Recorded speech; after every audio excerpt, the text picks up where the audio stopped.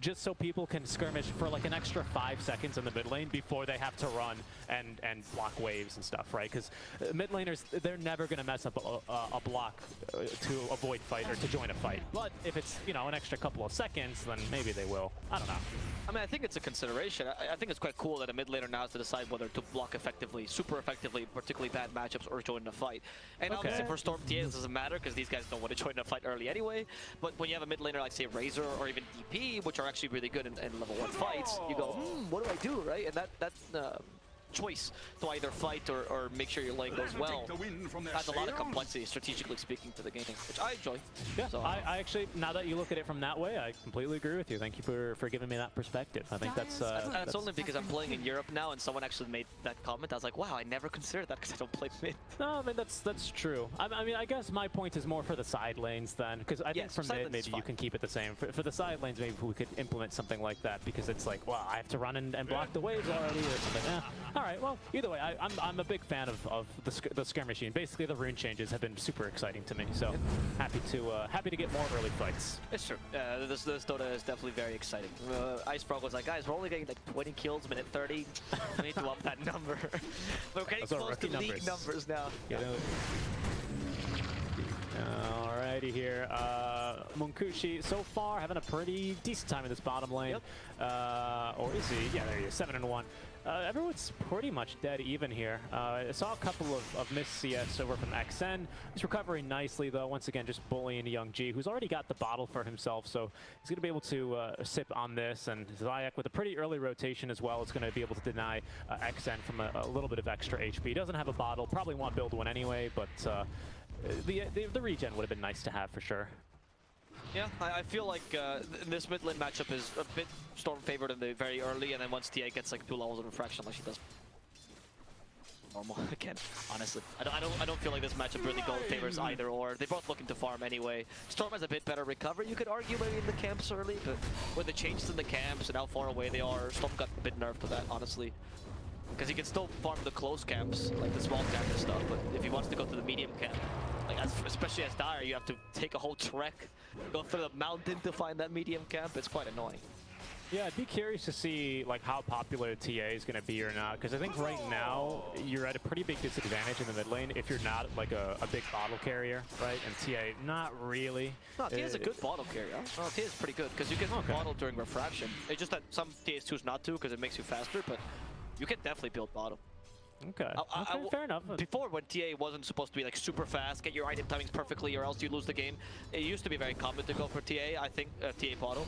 I think as the game progresses and people realize there's a bit more leeway now in TA, they might go for this build again. Careful bottom, stick charge will come out. First blood's actually top lane though, where they will continue skirmishing and bounce bottom. Antoha is going to then still go down to Zayac. Munkushi, nice job baiting. Did at least get one auto attack onto the doppelganger illusion, but he's going to need to buy another salve here and have Antoha ferry it out to him. 2 kills and 2 side lanes by HellRaisers. So again, off to a pretty decent start, and already we kind of start to see a mounting CS lead in this bottom lane, and especially where Rezo's 23 last hits to the 14 of the BL. Yep, they lost. Young G just lost his career, by the way, which is not too great. Yeah, saw that one. Yeah, in the bottom lane. Look at this xn. He's another support rotation. Lil's just going to zone him away from the water in. Yeah, that's true. They are making sure to secure that lane for Young G. I think they understand that this matchup needs to be won because they're both kind of the early game tempo controllers, especially if you win it on Storm, because he activates a bit sooner than TA. He can go for early rotations. It can be really impactful. In the bottom lane, we have seen that Phantom Lancer just not having the best lane against the Necrophos, right? I did say it if they pick, or you said it, sorry. If Necrophos gets picked against PL, clearly they have a good matchup. I was hoping Spirit Lance would even this out, but honestly, ET is making the bigger impact here. Yep, just a quick kill there. Nice move, nice read by SoulEater. He knew that Lil was going to be walking back most likely through the most obvious path, or sorry, I meant to draw, and he was just waiting there on the footsteps. Yeah, Antoha is going to go down as... Yep, Stomp too. They do have Munkushi with the Stomp. Can they kill him? I don't know. They don't have too much damage anymore on Zayac. He can't tank the tower for too long. Zayac needs to get away. He gives the tower aggro to Resolution. Res is like, I guess I'll dive now? As I have to hit Munkushi, just keeps spamming the death pulse. There's no doppelganger for 6 seconds. Munkushi can't farm during this time anyway, so it's still a win for HellRaisers. 10-1 charges. There's the X1 though to try to save him. Is that going to be enough to kill the Necro? A lot of damage as he activates Ghost Shroud right as the X1 bursts. Not the best little combo there by Rezo, but he wanted to prevent the PL from dealing any further physical damage.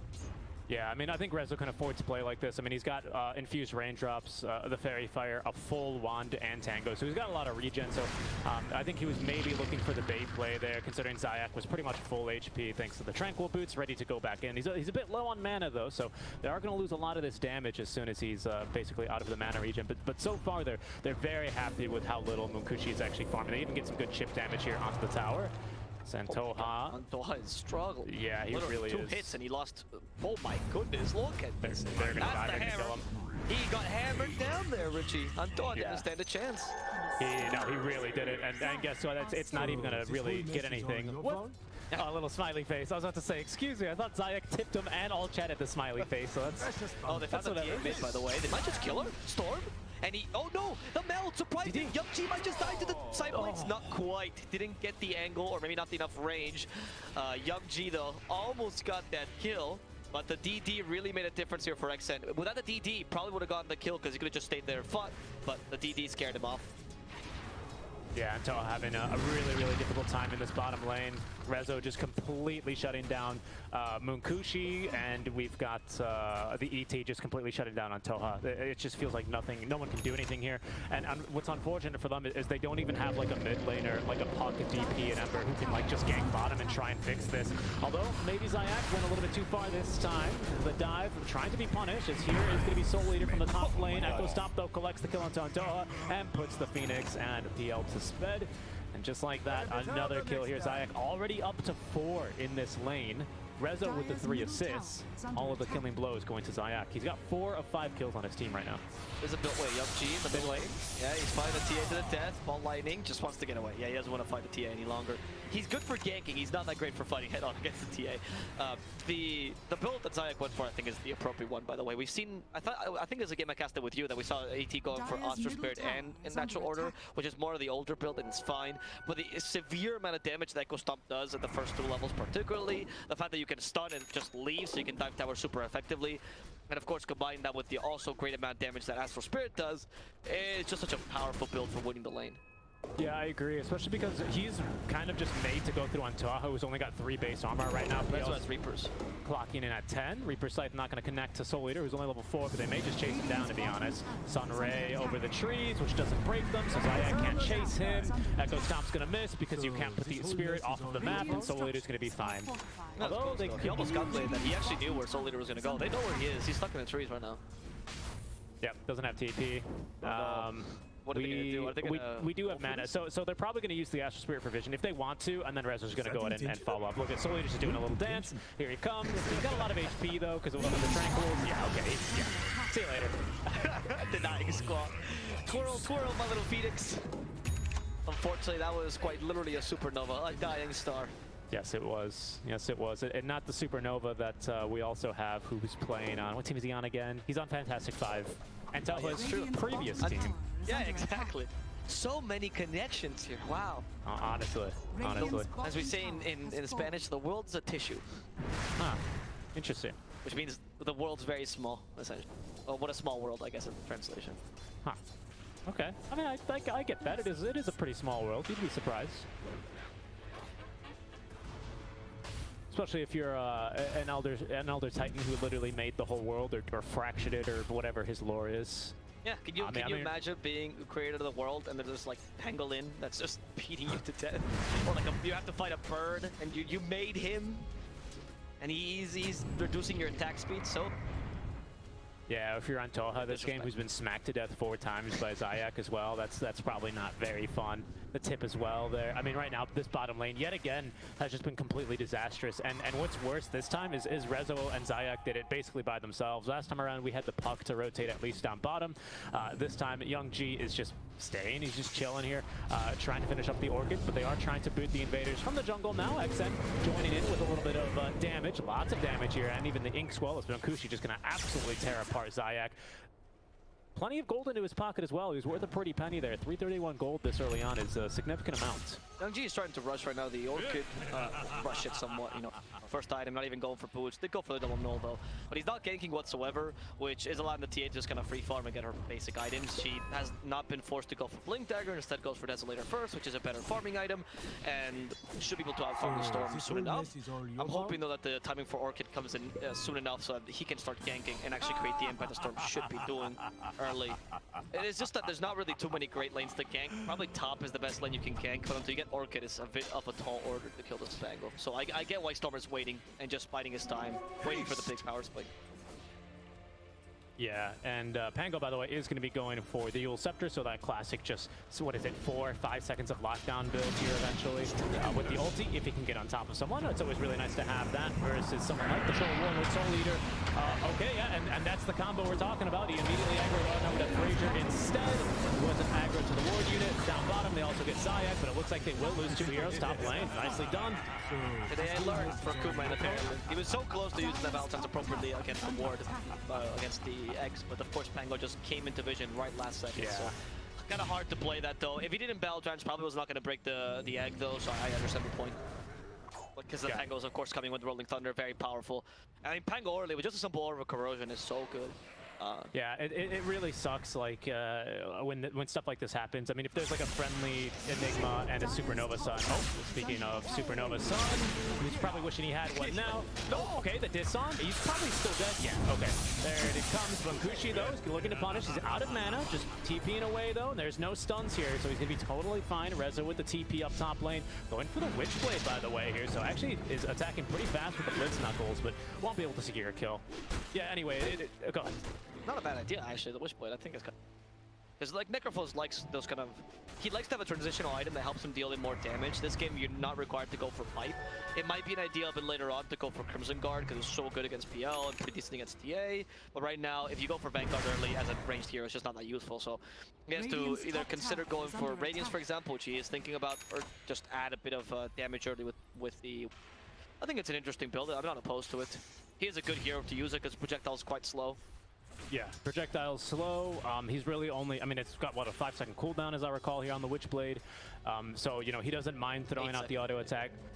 Going into Ghost Shroud, because, you know, he doesn't mind the cooldown anyway. When in Ethereal Form, Cooman's gonna die again down bottom, though. Antoha and xn getting the jump with this Death Soak and the DD room, but waiting on top of the high ground here is gonna be Reza and Zayac. Now they have found the TA. She's got Refraction and Melt, both ready to go. Sunray won't keep her healed up. They're fighting into the DD room still, as the false promise is gonna be for the ET. Reza, he should be good enough on his own, dropping the ulti now, but they're not still gonna be able to find this kill onto xn, continuing to fight. Reza, though, will finally be able to assist in that kill, as will cut him down. Supernova as well, up from the high ground as Storm Spirit now zips on in, finds the kill onto Antoha. Fraser, though, able to take discard of Reza along with, again, this Sunray. Now we do have the Orchid delivered, though, looking for the kill onto the Phoenix. The stick, though, should keep him alive just barely, as Fraser looking to now try and punish some more from beyond the grave. TA helping out with the traps, but they do not have the damage. He zips up to the high ground, TP's away. That's still 4 dead, though, for the likes of HellRaisers, so a decent fight enough for the Trident Clan. Yeah, that was pretty good for Trident Clan, particularly from Fraser, honestly. He's been playing a really solid game with this Pango. On that note, by the way, for the Eul Scepter, you know, I found that, I actually didn't know this, but if you actually, so if you're rolling Thunder and you Eul Scepter, right, to do the little combo, afterwards, when you shield crash, you actually shield crash in place, so you can actually get an extra stun based on that. And it's a little, I mean, I don't know if we can call it a bug or whatever, but that's part of the combo. So you can actually get up to, I believe, what, the initial stun, the 1 Eul Scepter stun, or actually 2 Eul Scepter stuns, and then a 4th stun right off the shield crash. It's quite good. That is indeed pretty good. Especially with extra duration on Rolling Thunder, now it's even more impactful because it's easier to do, right? Extra duration means that it's much easier for the tank to do. No, the Storm's it. Effectively, the Grimstroke is going to die. The Disarm. Fraser thought about going for the ulti, and will force at least xn丶e to zip away, but it's not going to gain much else from that. I like the little kill, honestly. You need to recover a bit from the early game you get the TA and PL. Like, TA is really dangerous right now. She is about to hit her power spike, usually around minute 15 when you get Blink Dagger Dezo. Pango's already been doing enough, and he doesn't have much farm. He hasn't been concentrating on it, right? He's just been trying to constantly fight with your team, and has been quite effective. Cooman did not go for Battle Fury build, instead went for Maelstrom, which allows him to fight earlier. But these early fights have been unsuccessful, and now they have to deal with this PA power spike without losing too much. Yep. We've at least got False Promise ready to go, as it looks like HellRaisers are throwing bodies at the mid lane now. 4 heroes showing up. Cascade. Pardon me, they are not playing here. That is Trident Clan instead. The blue logo confused me with the aquatic theme. And they're going to smoke up here, Trident Clan, on their own side of the river. It's just antoha and SoulEater, but they will be connecting here with the Pangolier. Yule Scepter ready to go. Pings are a-coming, because they do have a ward here, so they think it's only the Pango smoked up. Cooman, though, is going to be scouted by antoha. They're going to make the play towards him. TP's incoming now to support him, but here's going to be from behind now, Young G. The Orchid again out of the Phoenix. They're going to try and save it, but to no avail here. And look who Zayac has found, but antoha yet again slaps him to death, and there's going to be then the ulti out from Rezo to nuke Fraser, send him to the grave for a whole minute. That was really good coordination, by the way, onto the Soul line, right? They actually both stayed in like maximum distance, so they could both catch both. So Lil and Storm could catch both the support and the offlaner on point. Kind of difficult to do that, obviously, because Soul sometimes catches by surprise, and Storm couldn't even ball lightning. So at least they're taking advantage of this final point of farm for the TA, when she now finally got her power spike. But she was in the triangle, trying to finish this up. He couldn't really join her team, and of course BL also very close to reaching his own power spike with a diffusal blade now coming on the courier, I believe. Yeah. So they did a really good job of at least getting the final kills here. Now it's time to play either a bit more defensive or be ready to somehow counter these two power spikes, the diffusal blade and the Desolator Blink. Well, there's a jump here. That's a good counter. No big game. Yeah, exactly. I think she's gonna go down. That's super easy. Okay. Power spike. I mean, Zayac is just having a fantastic game here. 5-3 and 5 here already. He's only missed out on 4 kills on the map. And that's an incredible metric right now. 35 seconds without the TA, so Munkushi's got to show up. Doing a lot of damage, though. Not a whole lot of mana to burn here for Cooman, but still going to be enough to force him away, and this should be able to successfully defend the tier 1 mid. I agree, by the way. I mean, I told you in the beginning that Zayac is incredible on the... I really love watching this. He's a really good mechanic. Like, he's a captain, so often people think that he's not going to be as great mechanically because his value lies elsewhere.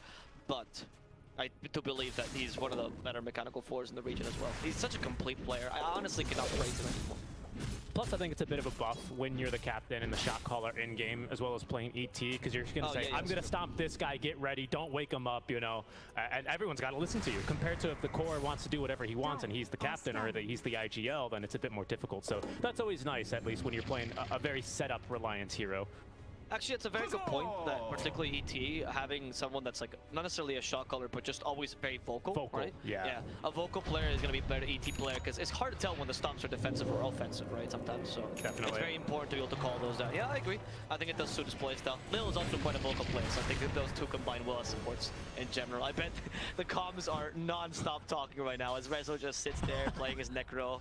Hey guys, I have Reaper Sight. He's just trying to farm. He needs to mute everyone for the first 20 minutes of the game. Particularly Lil, right? I mean, it's funny you say that, actually, because in the previous team fight, which we had over here, this little skirmish over on this side of the map by the ward, by the way, quick smoke play here. They're going to try and fight yet again in the same spot. It was funny because we did actually get Zayac getting the false promise out from Lil, as they now have vision on the Storm Spirit. They're going to try and make the jump, but they're just a bit too far away, and they will be retreating successfully. Nice little sneaky ward here, by the way, that Trident Clan have placed down. It's a lot like the old high ground ward spot that used to exist here. Gives you a good amount of vision of anyone near the tier 1 tower. So another failed smoke, unfortunately, here by the Trident Clan. Yep, not too great. Mind you, it's not like it's that necessary. I think your late game is fine. But obviously, you would like to get the kills now, especially trying to play on your power spikes.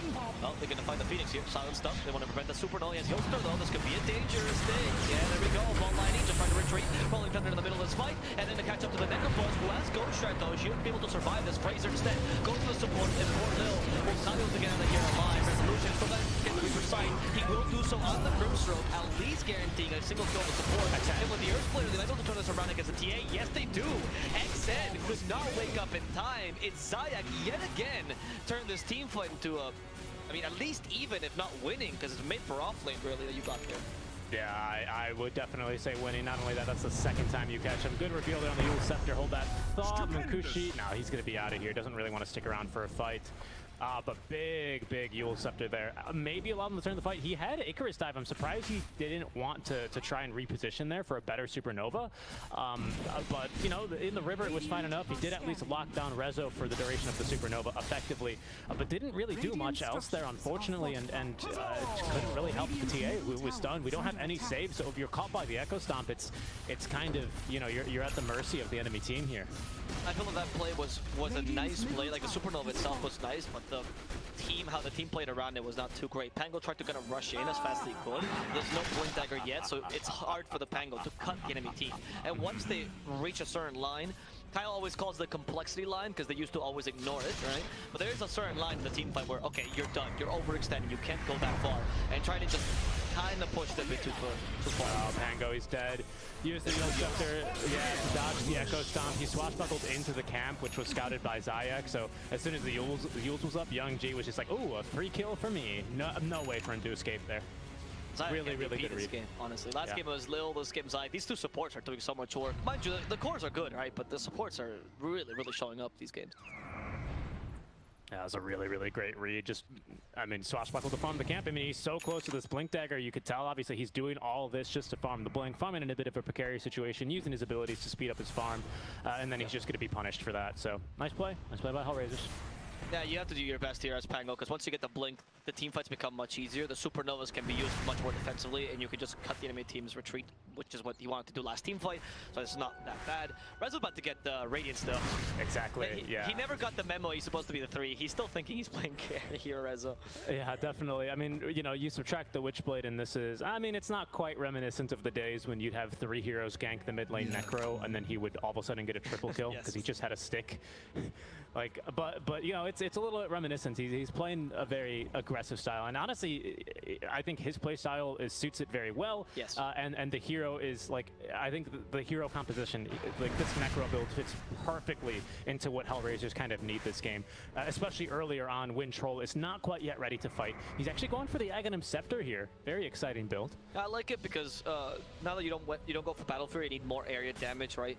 And haste. The Whirling Axes are a source of area damage, not bad, especially with a talent. Also helps you farm a bit faster with, again, Maelstrom is okay as a farming item, just not as powerful as that Battle Fury. And I really like Cooman's build because it's more of a fighting troll where you can actually join team fights early, yet still keeps up his farm. And this complements really well with the Radiance build on Rezo, which is a much more greedy Necrophos, right? So you have the greed kind of evened out between these heroes, with Storm, of course, being a really nice late game win condition. The coordination in HellRaisers is top-notch. They've been playing a really solid 2 games at DotA. The only thing I do have to add is, of course, when you use the Whirling Axis to dispel an enemy, the way that, I don't know if we'll even get it this game, unfortunately, for Antoha, but it's not going to be the hardest counter to the Inkswell, because whenever you dispel an enemy's Inkswell, it'll still pop, if that makes sense. You don't just remove it, so you'll still get that hard dispel no matter what, if we get the shard, of course, for Antoha. So just keep that in mind. It's not really the hardest counter in the world, but here they go. They found an ET for the Force Staff yet again, this time around with his own, and Storm's going to now make the jump back in, wants to go for Antoha. A bit of an aggressive dive, especially with Munkushi nearby. That's completely out of mana now, stuck on the low ground. Zayac is going to be eaten alive by xn. Reaper Sight, though, is going to be reserved for Fraser, who does well to keep Lil and Rezo away from the fight, so they could not get the false promise off. They could not look for the proper re-engage. It's a 2 for 2. And this time, a very good fight for Trident Clan. Yeah, that was very hasty by HellRaisers. They thought, oh, we have high ground, therefore we win, but it's not that simple, right? You kind of sacrifice the heroes in a very haphazard fight. Rezo has no Reaper Sight. He's got, okay, Radiance is up, Radiance. I don't know if they can fight this anymore. Yeah, Munkushi is in trouble here. The Radiance will also make DA miss a couple of her attacks. She's low on mana. Oh, never mind, she just got a bit of mana boost with the magic wand, it's fine. And they're just going to keep the enemy team busy, right? Because they still have false promise, so they can afford to be a bit aggressive here. And wait for the Storming T to come back. Exactly, and Rezo landed the Reaper Sight there, kill onto the Pangolier, so he's actually going to be out of the game longer than the Storm is, despite being, how many? 4 levels behind, and dying at a very similar time. So that's the advantage of using Reaper Sight like that. Wasn't necessary for the kill, but the idle 25 seconds here is going to make it just about impossible for Trident Clan to do Roshan. That's true, especially because Pango is one of the big key components of Roshan with his Lucky Shot and armor reduction. Absolutely. On that note, by the way, the Ags and the Troll. They actually cut the Phoenix. Okay. Yes, they curse dive though. They couldn't get to him in time.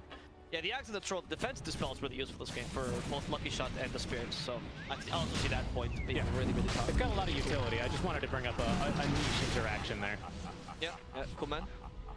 Needs to get away. Again, no access yet, so the lucky shot is still a huge annoyance. You don't want to use BKB just for that. A smoke play, though. Yeah, are they trying to wrap around them? It seems like Zayac. A great ward up for free. This is so bad if they get jumped here. The smoke scouted. Oh, Stump doesn't catch anyone. They're just trying to defend Roshan. A bit of zone out here. But the ward got dewarded immediately. Very good play there, or very good noticing that. Yeah. And it's just fight around the Roshans. They see who initiates on whom right now. Honestly, neither team wants to go into the pit, and both teams have really good anti-pit, or Roshan team fight per se. Earth Splitter, Supernova, Rolling Thunder. You can just tell how important these two ward spots are for each respective team. You just cannot allow your enemies to have vision there if you're going to be doing this little Roshan dance. Oh, now though, the Roshan is falling quick with the TA because Trident Clan does take the Roshan much quicker. Can they stop the stop? They're going to try to fast. Roshan about to go down. There's the BKB, Supernova just to protect the Roshan, but they're going to get the BKB, and they don't steal the Aegis. Instead, they will suffer the Supernova damage. Poor Renzo is already down. Cooman having to run after xn, but xn has the Aegis, so she's fine about this. There's the Soul Line as well, keeping them in place, and Cooman has tagged the downrange himself. They outburst the TA, but xn has a second life. Can she use it effectively? Stop will be used effectively to stop the damage. That's it. Cooman somehow, he needs to get away. They hit him with a Fate Seed, and the healing is not going to be sufficient. He's running away from 3 heroes, 4 now, which are going to end up taking his head away. And they even find the Oracle, who's going to try to TP, but with the Inksoul, it's going to be impossible. HellRaisers thought they could take a really difficult team fight, and they were wrong about it.